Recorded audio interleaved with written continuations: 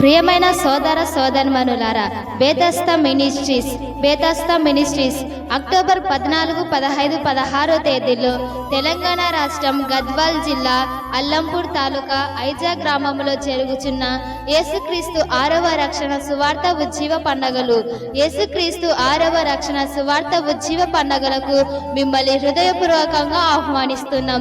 ప్రతిరోజు ఉదయం 10 గంటల నుండి 1 గంట వరకు, అలాగే సాయంత్రం 6 గంటల నుండి రాత్రి 9 గంటల వరకు మహాసభలు జరుగును.